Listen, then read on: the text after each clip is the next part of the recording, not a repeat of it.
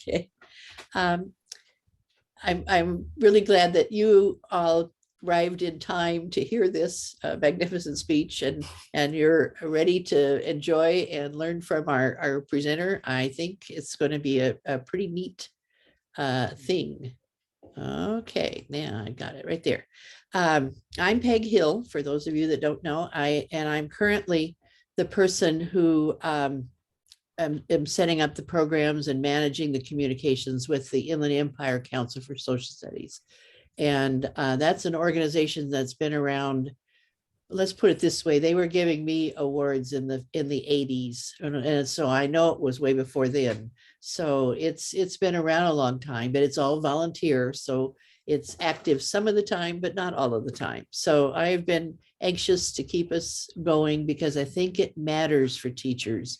Because our goal is to engage as many teachers as possible and support them in the things that you can't really get at school.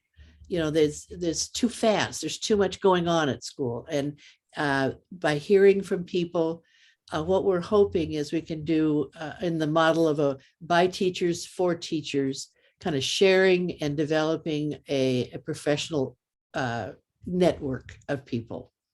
And we have a website, and it's Inland Empire Social Studies.net is the URL for it. And what we have on there is quite a few resources, and they're divided by grade levels and by areas in the curriculum. And all of the things that are there are aligned to what's in the framework. And then on top of that, we have some resources that are part of the special recognition month for various ethnic groups and things like that. Now, this is a new website, so there aren't all of them there. I'm just able to do a few at a time.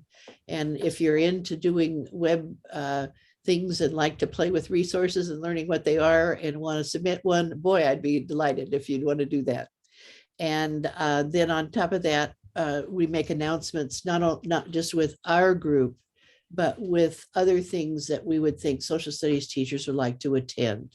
And a lot of times they allowed us to put our logo on things, or at least our name on things. But I think it's important also, especially for the younger teachers or the ones who have come back to teaching after raising a family, to know where the resources are and where the help is if they want it. So that's what we're trying to do. And we invite all of you to participate in these kinds of things. And what I'm hoping is that everybody will have in mind, Shawna's going to share with us some things having to do with how to kind of reactivate the kids after the quarantine, when they stopped really doing a whole lot of interaction with other people because they were always kind of screen focused. And so a lot of you have had new ideas or things that you hadn't done before that you've worked with or changed, adapted to the new thing. And at the end, we hope to bring have people bring their ideas to the table for others to learn about it. Okay, we have time at Shawna's session. She'll go up to about, 10 after 5 or right in 10 after 5, right in that area. So there's a little slop room. And then we'll get interested in talking about your things after that point. But if you have ideas or questions, please put them in the chat or raise your hand, whichever way works, so Shawna can see it. And if you want to bring it up right at that minute, that's fine too. So we'll be done all together by 5:30, no matter what. But if it depends, we'll kind of play it by what works for you. Now, what I want to do is to introduce Shawna, but having all of us know her, I wrote this very nice little thing here, but I am going to tell you about it because I've known Shawna a very long time and she's done some magnificent things. Right now, she's the chair of the department, the History Social Science Department, and the technology lead. Is that correct? That was what was correct a couple of weeks ago, but Yeah. now you've got a new job, whatever it was. You're doing after school stuff too now. And she teaches the AP US history and the AP human geography. I'm not doing human geography anymore once I took on a push, but I'm doing AP US history, regular US history, and psychology.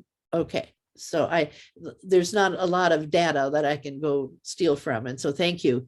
And she has participated. The reason I know her is because I was at San Bernardino County Schools, and I was involved in setting up lots of workshops and institutes and all that kind of stuff.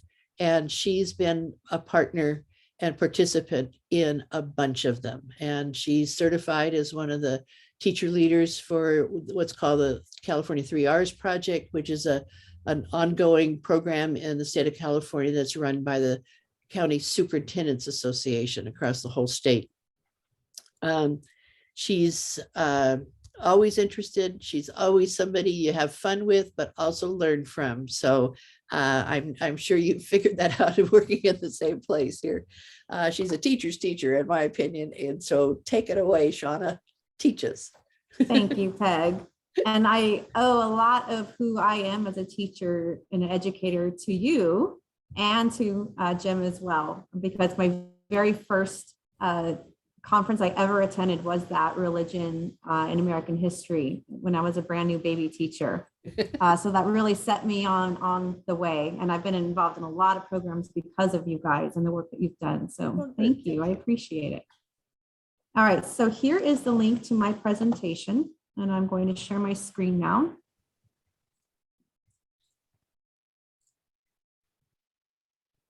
Is it working? Yes. Thank you. So as Peg said, I work at Patriot High School in Hrupa Unified, as most of you know. I think Vanessa, the only one I don't know on here. I've been teaching for 18 years. I started at a middle school in San Bernardino and then made my way over here to Hrupa Unified, where I was also a student and was in school with Mr. Roten as well. So we've all noticed a lot of changes in our students since we were last in the classroom with them. I don't know if this is an issue at your school, Vanessa, but at our school, we have major dress code issues. Just students on their phones constantly. They got even more addicted to them over the pandemic. Major loss of learning through whatever it is that they were doing. A lot of tardies and absences. Less students signing up for those advanced and honors courses.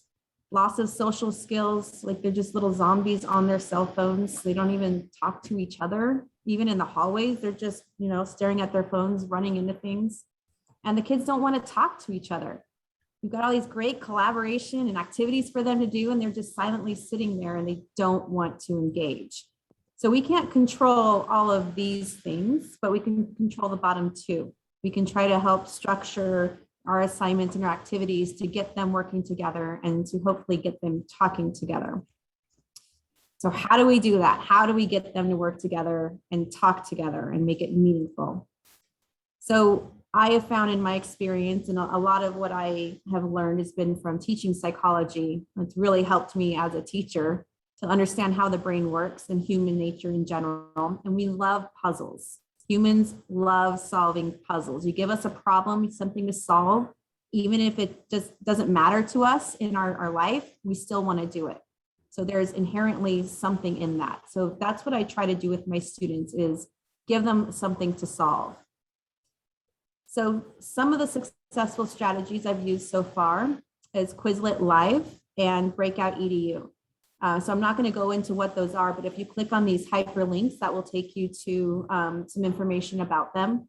But I want to show you a couple of videos to show you that it's possible to get your kids talking. This Quizlet Live I did, I think, the first month of school. And this class went from being, class is actually a talkative class, but they upped their game after we started doing activities like Quizlet Live. I'm going to play it just so you can hear the sound of students talking.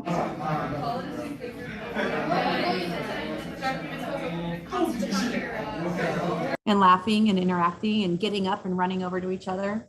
And Breakout EDU, you can do it all kinds of different ways. We have the kits here where you purchase it, and there's all of these sets of locks that the students have to unlock. They have to solve. So you give them primary source documents and other clues and things, and they have to solve it. So this particular class, these students right here were my yahoos that just sat there, didn't do anything, didn't want to work. This is the first time they actually were engaged in doing the activity. So that was Breakout EDU. So that was the first time I got them into it. So again, I'm not going to talk about these, but there are links to these if you want to look at them in further detail. All right, so I'm going to do an activity with you. Now, I know when I tell you not to do something, you're going to want to do it. Don't do it. All right, I'm going to go over the Maddox House activity with you. I start off every school year with this with my students as an intro to historiography and how historians do history, as well as an icebreaker type activity to get the students working together. So I'm going to treat you like the students now. So don't click ahead. Don't click on all the different documents. You're going to get access to all of this. You have all this. Don't click ahead. And I'm going to treat you like the students right now. This comes from Bob Bain and the University of Michigan. I went to a conference through LA Unified, or the county, LA County, that did this. And this has been awesome. I love this activity. So, can you see the new screen? Okay, thank you. All right, so students, welcome to my class. If the past is already past, how is it possible to know the past? How do we know what happened in the past? Sorry, let's wait for it to load.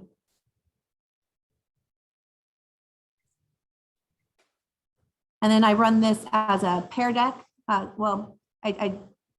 During the pandemic, I ran it as a Pear deck. During class, I had them just out loud orally speak. And so how can we find out what children felt during the Revolutionary War? How do we know who built the pyramids? How do we know that slavery even existed? Can we know anything for sure about the past with certainty? So historians are like detectives.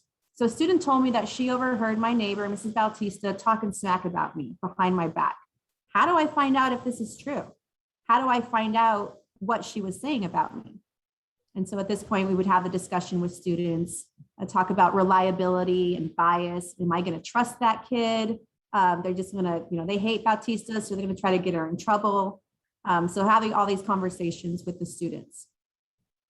So that brings us to our activity of historical thinking and how historians do history. So this is our object of inquiry, the Maddox house, where the Maddox family lived there. A little bit of background. Henry Ford of Ford Automobiles was super insanely wealthy. He liked to collect Americana and pieces of American history, and he put them all together at this amazing museum that's on my bucket list to attend, Greenfield Village, where it's part museum, part historical sites. A lot of awesome information there, lots of great things, including the Maddox house. So our overarching question as historians is, what are the challenges and problems historians and curators face when they recreate an account of the past using evidence? How do historians and curators meet these challenges? So during this activity, I want you to determine what the floor plan was of the Maddox house in the 1930s. So that's your assignment for today. You're going to get 5 images of the Maddox house, because Henry Ford would travel around the country, and when he saw something he wanted to collect, he would try to buy it from them, including houses, and nothing extravagant. Sometimes they were just a piece of Americana. And so he stopped at the Maddox house, said, "Hey, I want to buy your house." They said, "Okay." And he would send his people down to photograph the inside and outside of it so they could dismantle it, move it to Dearborn Village, and then rebuild it. But for this house, they forgot to take the pictures of the interior. We only have the exterior pictures. And so we interviewed, the museum interviewed a curator, an agricultural specialist in 1989 about the types of architecture for buildings in that region at the time. An executive, E.J. Cutler, who was with Henry Ford when he visited that house. The neighbor, Charles Bowles, who also went to the same church as them, the family, the Maddox, Carrie Maddox, who lived there, she was 7 when the house was sold and interviewed about the house in 1989. And then her brother, Amos Maddox, who was 9 when the house was sold, also interviewed in 1989. Now, this is actually all true. The museum does not know what the interior of the house was. The museum got these resources and interviewed these people to try to determine what the floor plan was. So this is an actual activity that the museum themselves did. So you are going to review the evidence, the photos and the interviews. First, you're going to decide how many rooms were in the house and what the purposes was.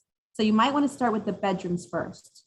Then decide where the rooms are, as well as other features, front door, porches, windows, walls, etc. Make a tentative floor plan and be prepared to explain how you made your choices by providing evidence from the documents to support your claims.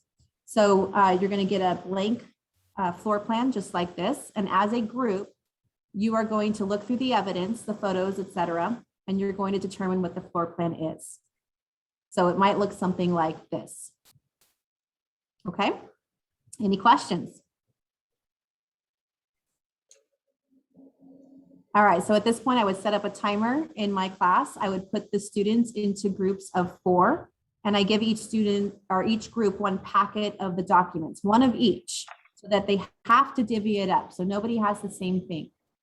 So there's one set of photos, which they don't photocopy well, so I usually post on the projector, and then all of the different documents. So as a group, divvy up the documents amongst yourselves. So each of you get one document, and then try to discuss with your group and figure out what the floor plan was. So if you click on, oh, all right, let me give you the link. I forgot about that. What? Give me 1 second.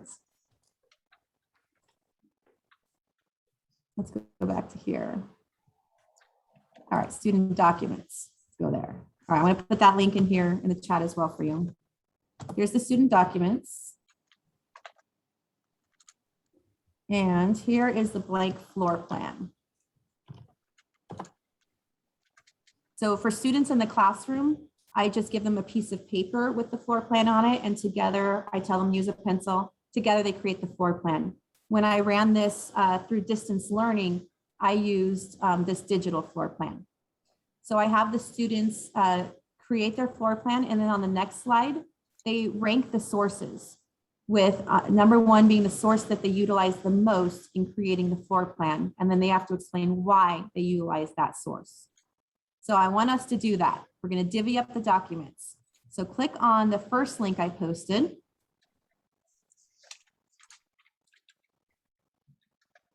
Which opens this. And I'm going to scroll down past the images. And let's say, Kevin, you get Dr. Leslie Long.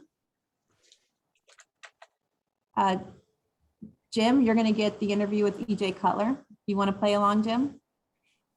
Yeah, okay. All right. Peg, you get Charles H. Bowles. David, you get Carrie Maddox. And Jeremy, you get Amos Maddox. All right, so go ahead and look through your signed document.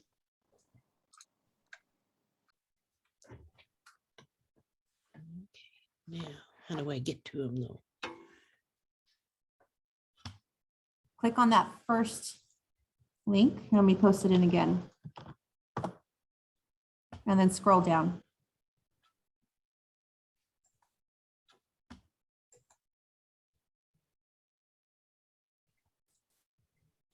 Shawna, I lost my screen when I was looking for it.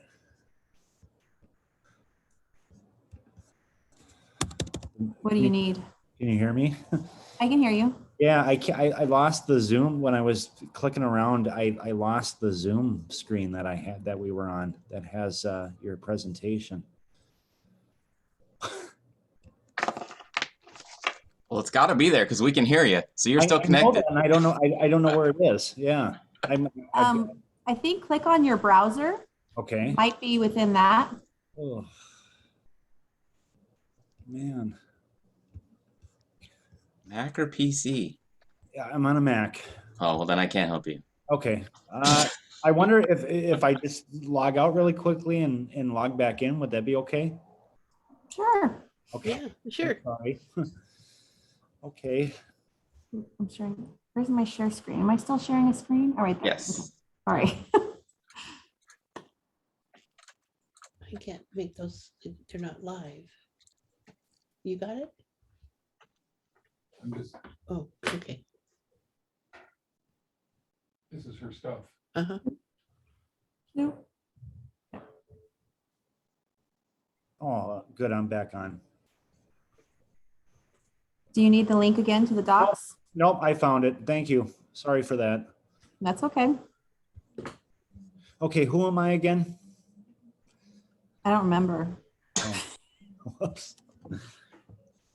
Were you last? Yes, I was. All right, you're the last one, so you are Carrie. Okay, thank you. Sorry for that. No, you are Amos. Okay. I don't remember what you gave me. I was fumbling trying to get, Just like the students. Come on, pay attention. No, you are, I think you were first. No, I'm first. Okay. I'm reading Dr. Long. who's on second? All right, you're EJ Cutler. Oh, okay.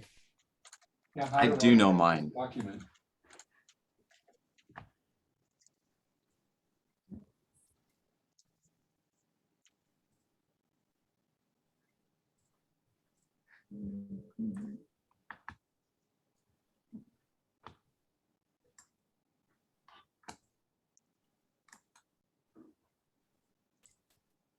Vanessa left. I guess she doesn't like group work.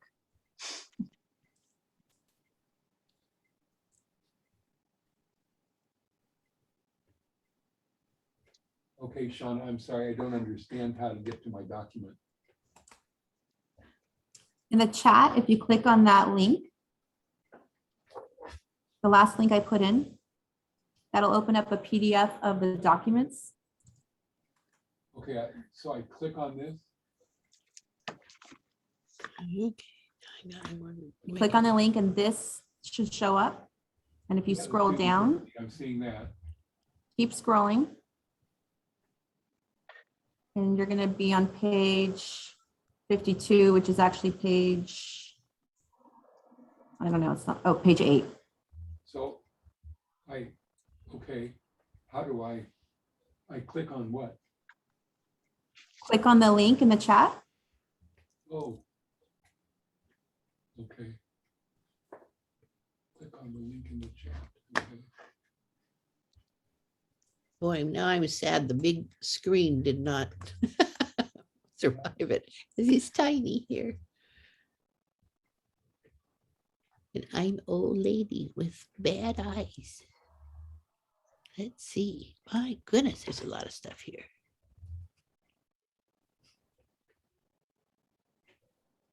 Okay, now we got troubles because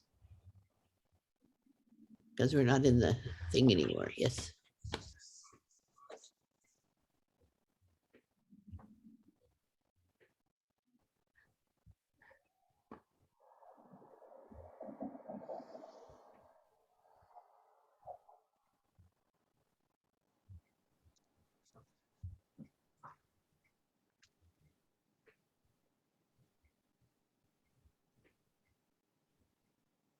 I am out of the Zoom meeting completely. I think we're getting a picture of me looking at this paper with my mouth open here. No, I'm getting flashbacks from last year. A little bit of PTSD coming in every period, every day.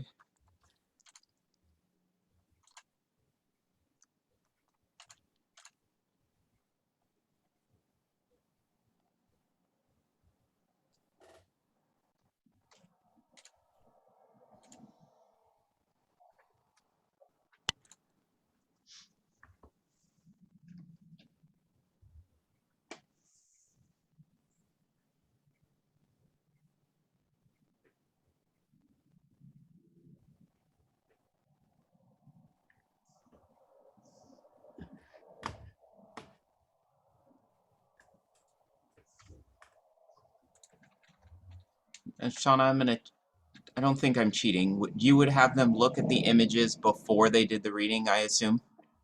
I give them the images along with the Okay. reading, and I also project them like I am right now. Am I projecting them? Yeah. Okay. I also project them because the photocopies are usually fuzzy. Sure.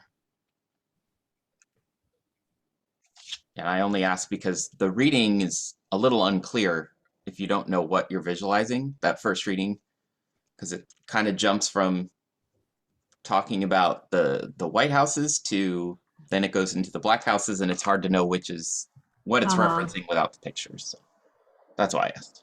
Well, it's even hard with the images. So, Definitely. and that's kind of the point. Yeah. All right, are you guys ready to attempt a floor plan? I'm ready.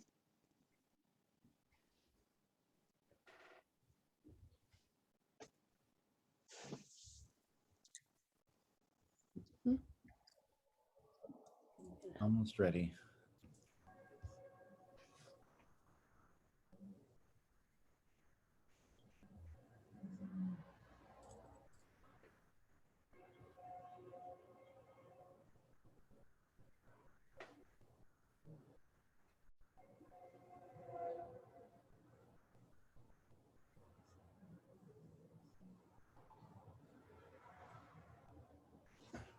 All right, let's start with bedrooms. How many bedrooms do you think this house has?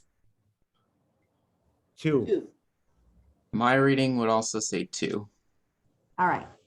Where is the first bedroom? Behind the kitchen.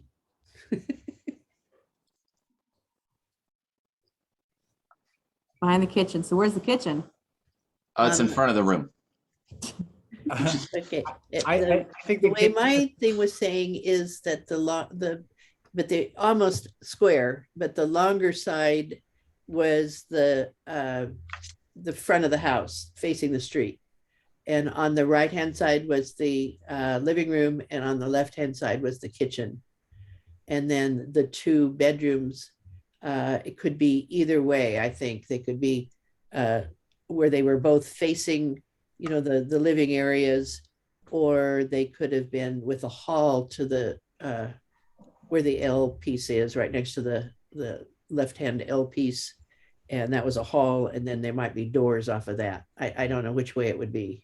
All right, so you're saying this is the kitchen and this is the living room? I don't know. I'm not getting you. Oh, I have to go back to, Sorry. how did you get back on, Jim?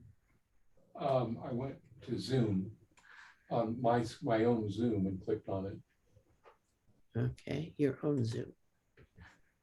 And let's see if I am with the world. I think I am. Yeah. Okay, now let me see. I'm going back and forth now. Okay, that didn't last.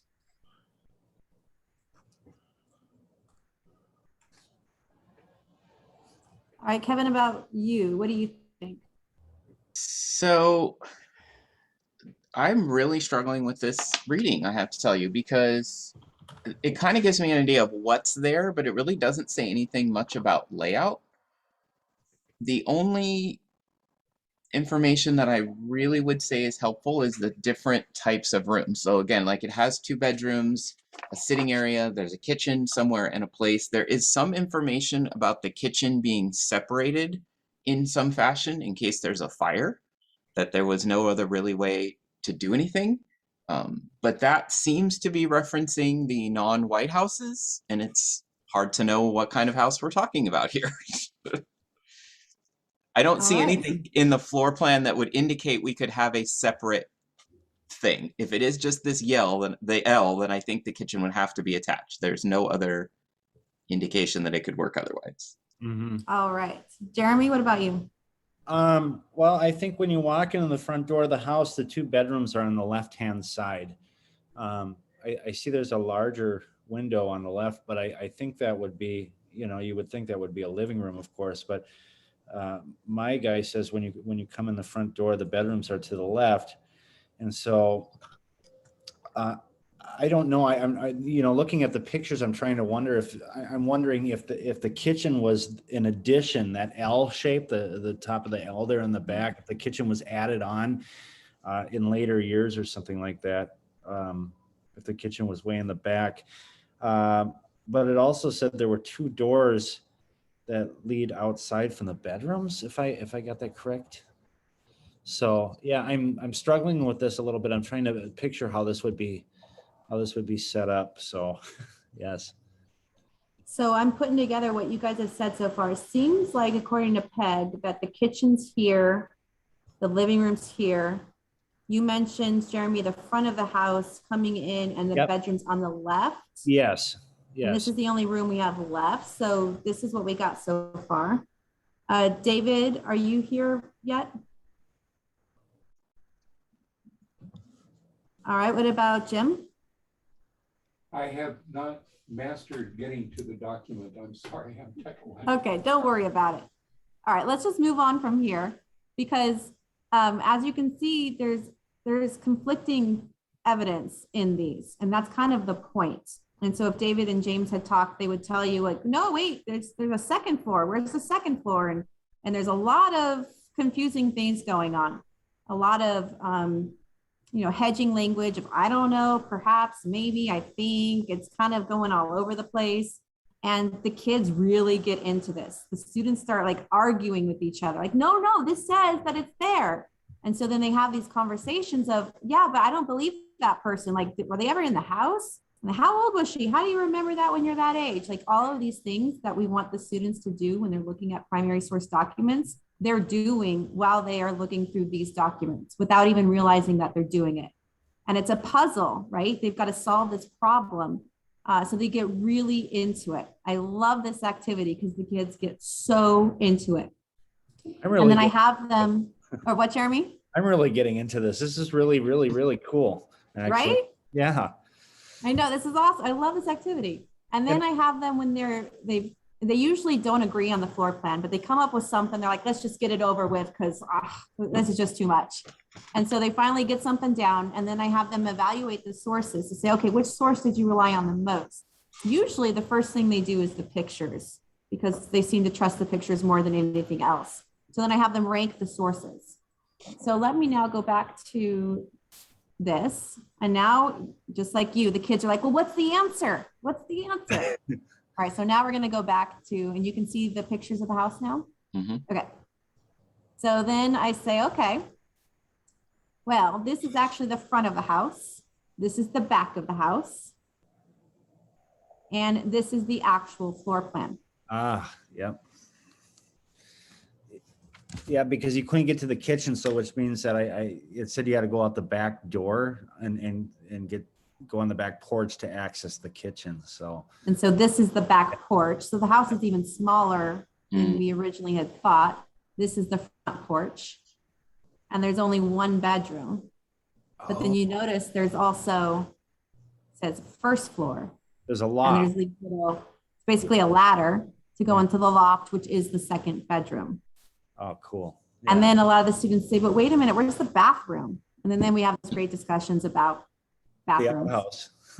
Let me show you the students, what they usually come up with. So this is actually what happened last year during distance learning. I did this with them. Nope, that's not what I wanted. And this is what the students come up with. And then I have them explain, like, okay, so why did you put this here? And then we have a great discussion where everyone's like, wait a minute, they're all different. How are all the floor plans different when we got the exact same resources to use? Sorry.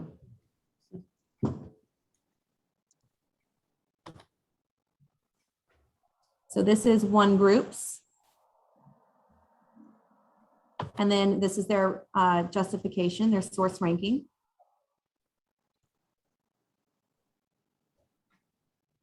Here's another group's.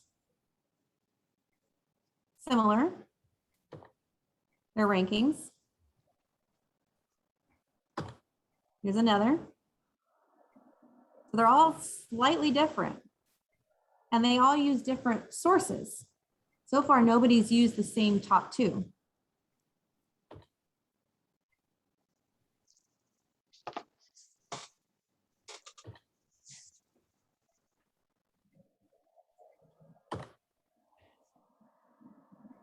I mean, it is fascinating. All of the floor plans are different.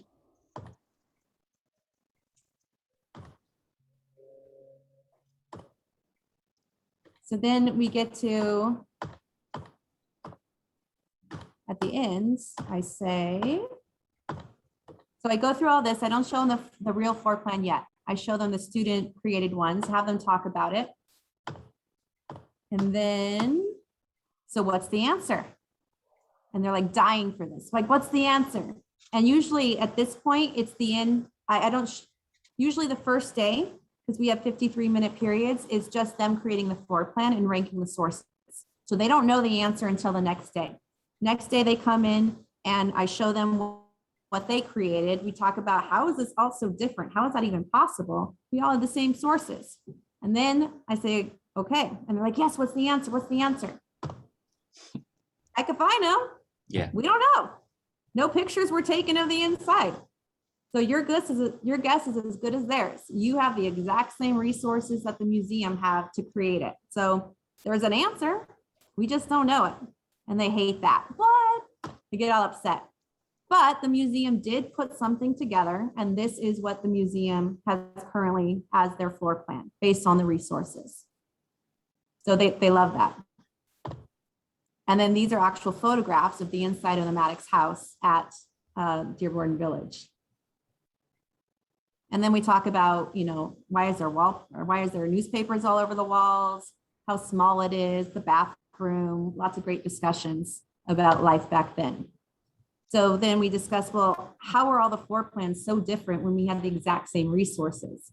And then we talk about some of the criteria for historical evidence. I think I pulled this from Sheg.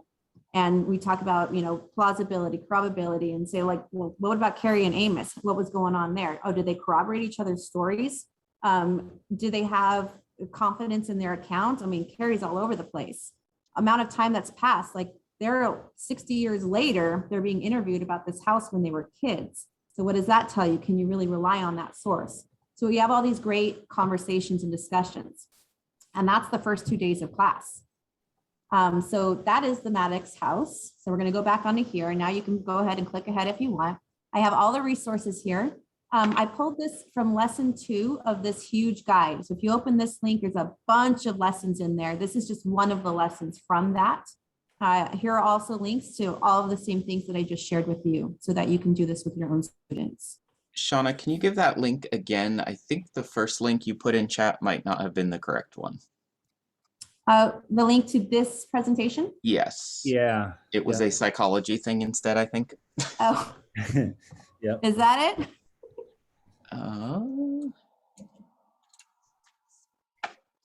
Yes, that is different than the one from before. Sorry. It's okay.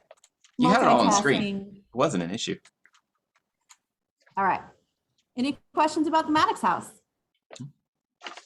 That was cool. Was. Yeah, that was really cool, Shawna. Thank you. This is really Yeah, I love it. It's a great Yeah. activity. Yeah. I did not create it, but I'll share it. All right, the next thing I want to share is hexagonal thinking. I was just told about this in one of my impact team meetings, and I've kind of dove deep into this, and I've already done it with my students. Here's a link to the breakdown of the strategy, but it's basically like quilting, if you've ever used that strategy, where you have hexagons. You put all the terms. I use this as a review activity at the end of a unit. So all of the terms that I want students to know, I put them each on a hexagon. And there's tons of template makers out there that'll do it for you. And I tell them, all right, here's the rules of hexagonal thinking. Every hex added needs to touch at least one other hex. Each connection, you need to explain the link between those two off to the side. You need to color code them. You need to create categories for these hexagons. There can be no islands. All of the pieces have to connect to the one structure you're creating. You can use your notes. You can use your textbook, use each other. Do you have to use every hexagon? No, you're probably not going to use all of them. And your goal is to present, in this case, it was an overview of 1763 to 1800 through discussion, analysis, synthesis, collaboration. So I gave them a paper clip together, all of the hexagons with all the terms, gave them a butcher paper, and I said, arrange them how you want. When you got it as a group, go ahead and glue them down, start color coding, and start explaining the connections. So here is the first time we have, and I myself had ever done this with students. So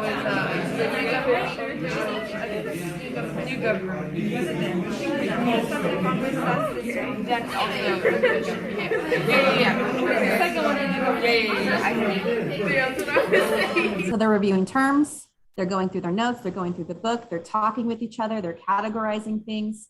And this is what that group ultimately created. I know you can't read it, but you can see that they've got things written on here. They've color coded it. So they did first political parties, new government, revolution, French and Indian War. They started to write. We didn't have enough time to really finish it, but that's okay. They had the discussions. They got what I wanted out of this. And they told me later that this was a really good review activity for them. They felt like it helped them before we did the test. Here's another group doing it. And I know you can't hear all the audio, but like what they were saying was like gold, like teacher gold. And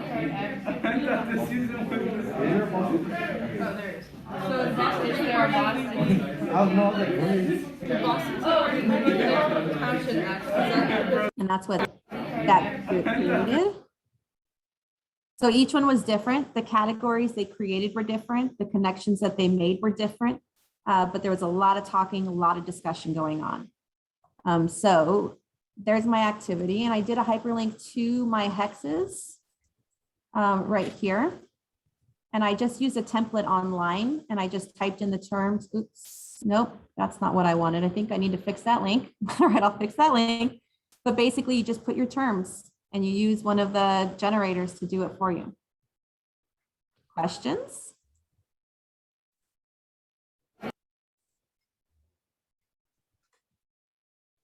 All right, gallery walks have been really successful for me this year as well. I've got hyperlinks to the strategy of the gallery walk as well, where basically it's like you go to an art gallery, you look at the painting, you say, that's interesting. I feel blah, blah, blah, blah. Then you move on to the next and you have these discussions with each other. So I do this for analyzing American attitudes of imperialism for the later 1800s, as we're going and looking to Hawaii, Puerto Rico, Philippines, et cetera. And I preface this with the students before I give these out. I say, kids, these are super racist. These are absolutely inappropriate. But that's kind of the point, because we need to understand why we would do this as a country, how we felt it was okay to do this to the other countries. What did we think about these people? Because our attitudes matter. And that helps to explain what happens. So I preface it with that because there's a lot of stuff in these. And then I put them into groups and each group gets one of the images. So this is a slideshow to the images. All right, that one works. And I love these pictures. If you never looked through the political cartoons of the later 1800s, they are fantastic. I mean, they're horrible, but they're fantastic. So let me go to my favorite one. I'm sorry, I don't know why my internet is so low. It should be fast right now.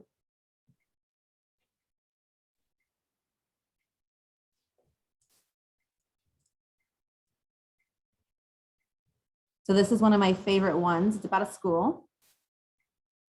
Come on, sorry.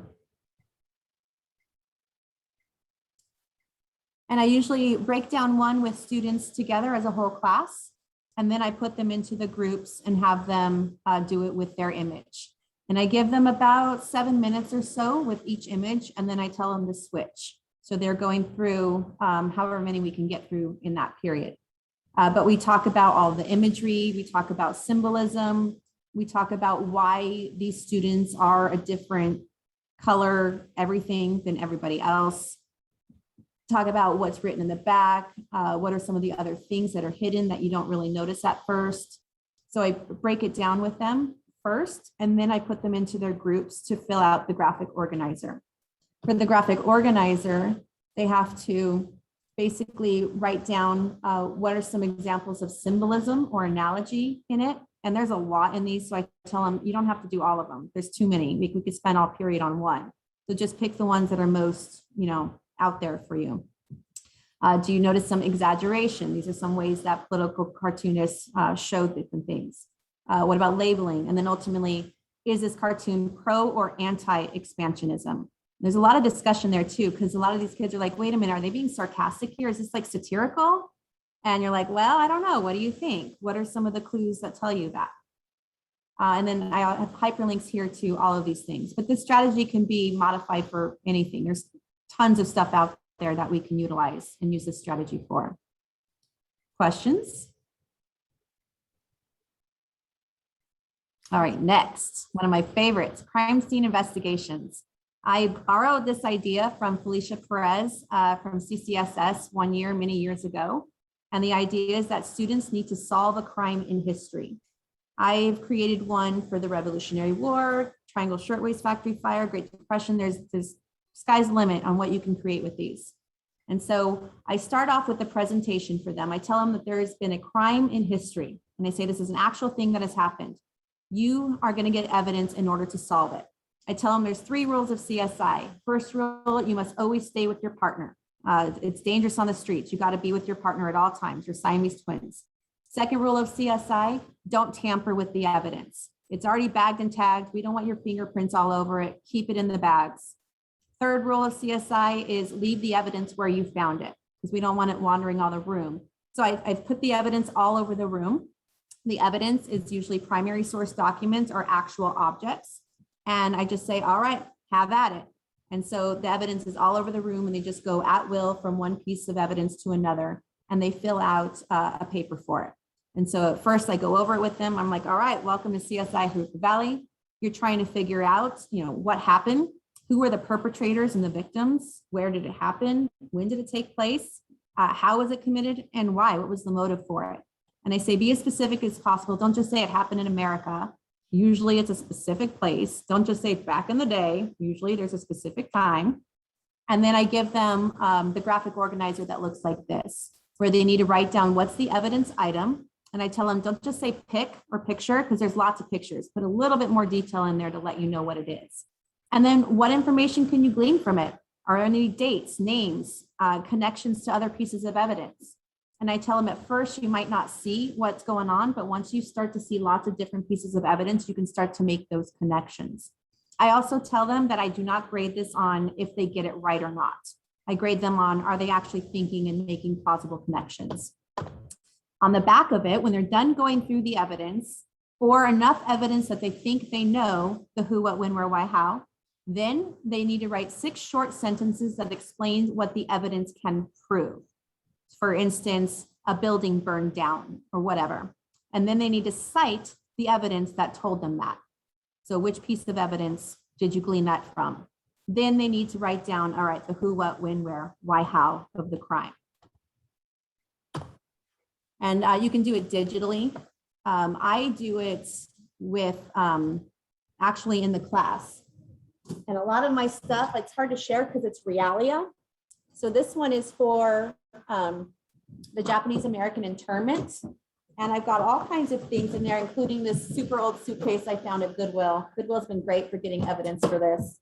But I also have like sand to show that a lot of the internment camps are out in the middle of nowhere in the deserts. A lot of pictures, a lot of primary source documents like registers of people that have stored things, like just tons of primary source documents. So they're actually going through primary source documents and trying to connect them together to explain the story.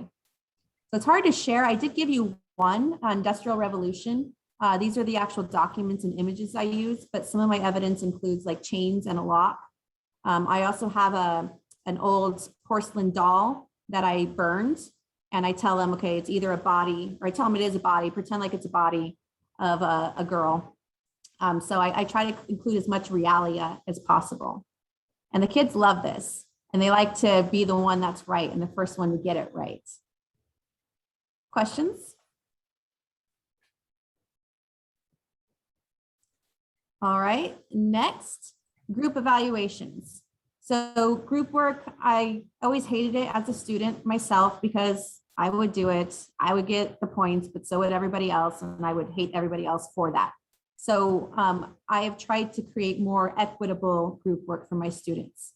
So I have found that to be successful, you need to give each person in the group a role, a job that they have to do. So here's a bunch of different ones, and I stole this one from TCI. You be clear that the student's grade is dependent on how their group evaluates them. So they're going to be evaluating each other anonymously, so that you know, the lackers aren't getting their actual full grade because they didn't do anything. And so here's an example. Oh, let me show you the form first. So they use the form. And the cool thing about Google Forms is you don't have to type in everything. You can just copy and paste. So I have them write their name, but I don't have them type their name because then it's not going to work on my form because they're going to spell it wrong. So I just copy and paste from our information system all of their names. So they just select their name. And then I ask them, okay, who is your historical archivist? And again, they select the name. It's all dropped down so they don't have to spell anything. And then I have them rate them on a scale of 1 to 10. And then they do that for each member of their group. So they need to know what everybody's role is. That helps to keep them accountable. And then also they rate how well they did their role. And then I get a form. And I edited it a little bit to protect student privacy, but it basically looks like this. You know, you get a little bit more information like the timestamp and all that stuff, but all you do is you put it into one column, and then you do a fancy formula. This formula, it took me, I think, probably 3 hours to figure out, but it works. So I just copy and paste it now in all my documents. I don't even know what it is, but I know it works. So I just use this formula. But basically it averages, it categorizes together all of the different names, and then it averages their score. So I can see, for instance, Aldo, he got a 9.66. So I say, all right, you know, you did, that's fine. You're going to get full credit for that assignment. And I see, oh, Ryan, all right, dude, what's going on? I'm going to have a conversation with him, and I'm not going to give him very many points, if any, for that assignment because he didn't do anything according to his group. I have them also evaluate themselves in there too. So there's a little buffer. So Ryan apparently didn't think he did much either. So I've found that this is really important to make sure that students are actually doing the work if they care about their grade. If they don't care about their grade, there's not really much you can do, but at least it gives an outlet for the students that are doing their work. Any questions? I think you hit the magic button by having the group evaluate each other. That's really significant. Yeah, that's a very, very great thing to have added to the dilemma of groups. Yeah, and it's anonymous, so they're not like filling it out in front of their group. You know, they're doing it on their screen, but there's ways to hide that. And they don't know who graded them in what way, unless it's a group of 2, then they know. So, but yeah, I found that this has been really successful for our major projects. All right, sharing is caring. What are some things that you guys have done this year to get the students actually collaborating and talking meaningfully?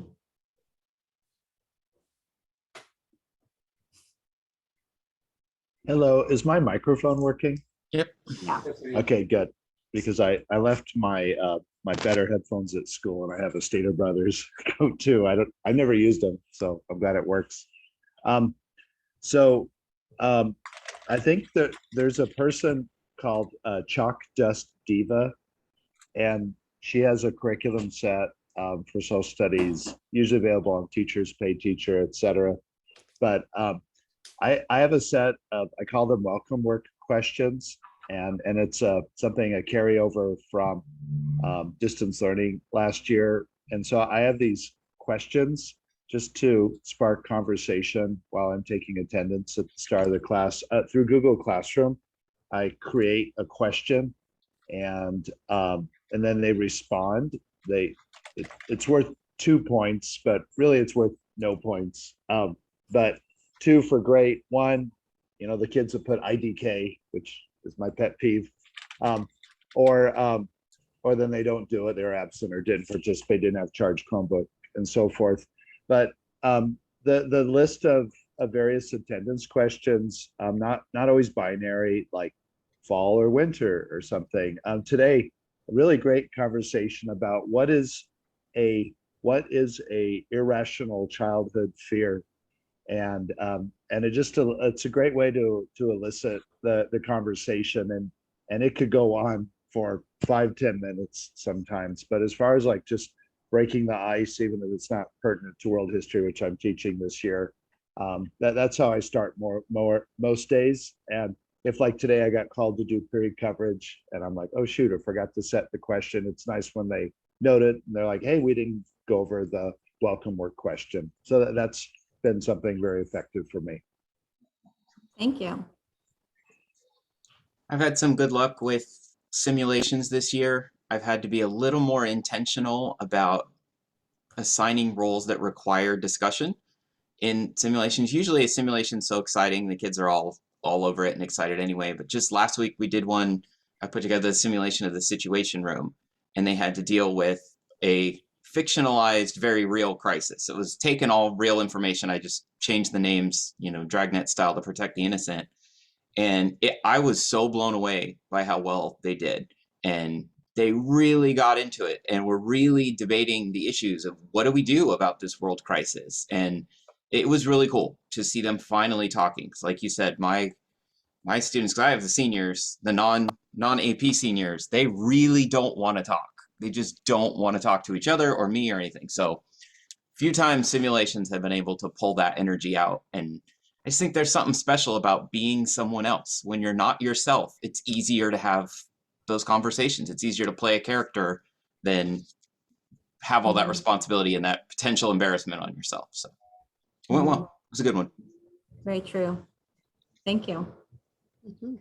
I like to make sure that the students are taking some good ownership in what they're doing. And so I've assigned everybody to an office, and every 6 weeks I change around the seating chart in my room. But usually there's 4 people sitting at the office, and each person is responsible for a task. Okay, perhaps the task master or the note taker, or the timekeeper or whatever. But everybody's got a role. And so, of course, I'm getting better. I admit I haven't been so good about my technology use, and I'm learning a little bit more about it. But I love a lot of hands-on stuff, like arts and crafts, and creating things that they can make a connection to real-world scenarios with. Done a lot of gallery tours, and a lot of reverse classroom, a lot of where students have become the teachers, and had made visuals to actually teach and instruct the class, while the class is using an organizer to actually take notes on what the student is teaching them. So that's worked out really well, because it makes them become more responsible and take a little bit more ownership. So it's kind of what I've been doing lately. I need to come in your class and see these offices. It's fun. Nobody comes in and sees me. No, nobody. Kevin does every once in a while. Moberly comes in, but I don't see All him. right, I'll come visit you. Come down. Not this week, but soon. Okay.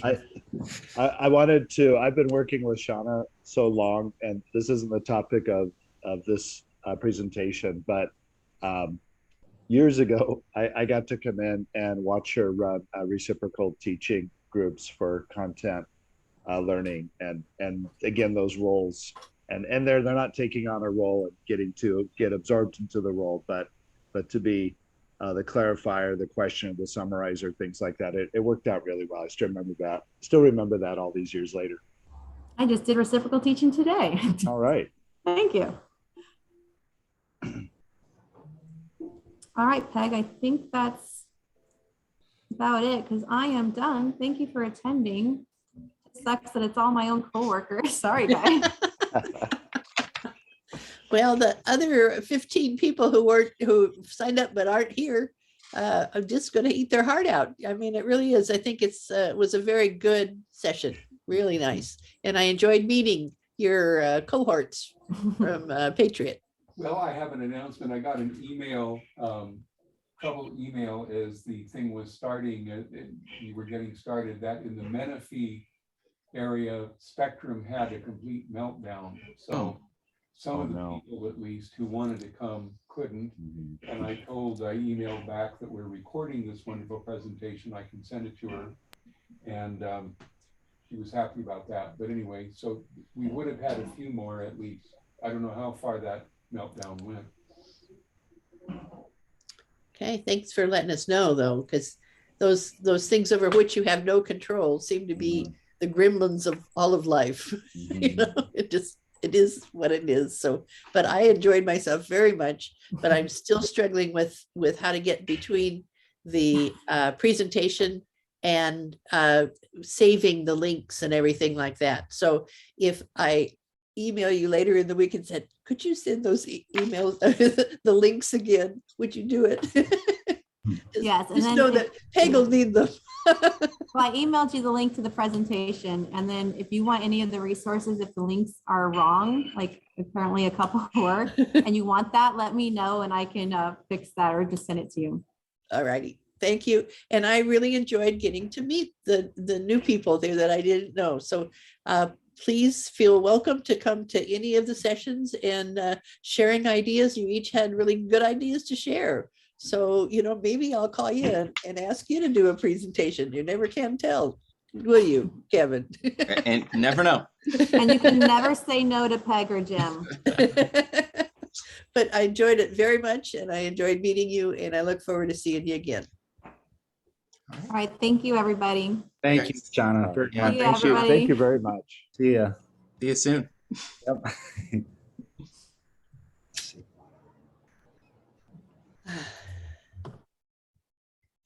Okay. And we're the last, okay, we're the last three. So you should be very proud. It was a very, very nice session. It really was. Thank you. Absolutely phenomenal. And I'm going to get back to you about, and this is what Peg and I both have trouble with, is clicking on one of those, one of your links in the chat. I go right out of Zoom and I don't know what then to do to get to the document. So Yeah, Zoom is confusing. There's lots of windows and And they've done some changes in it just in the last several months that weren't there before. So that's my other issue. But you know, I have to tell my son and he'll say, oh, mom. You know, so, but he always helps. He'll just do one little oh, mom to himself.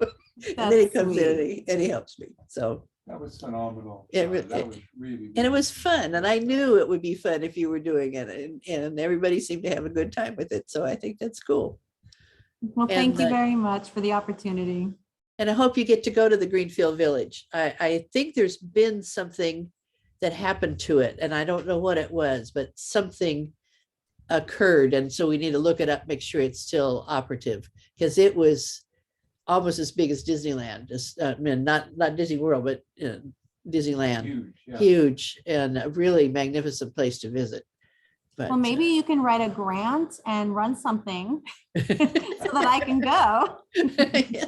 Well, did you go to the Underground Railroad trip? No, I never was able to. Okay, because that's when we did it, because it has a great thing on life of the African American enslaved folks. Is And that still going on? You guys still doing that? the anybody? newspaper is, you know, the Black Voice. But one time in the summer, I was gone on 3 different events that I had to do, the Colonial Williamsburg, and I mean, it just about killed me. I was so tired by the end, because you're on 24/7 when you're on a field trip with people that you're responsible for. And so One summer I was gone for 6 weeks straight for 3 different programs. I just went from one to the other. This is before I was married and had kids, but it was fantastic. Well, it always is, you know, Yeah, but it's fantastic. at the other end of it, it really is exhaustive too. So Yeah. all right, well, you take care and all the best to you and your family. Thank you. You too. Bye. Bye-bye. Bye-bye. I'm going to end it. I think. Got to click in. Okay, now if you- Oh.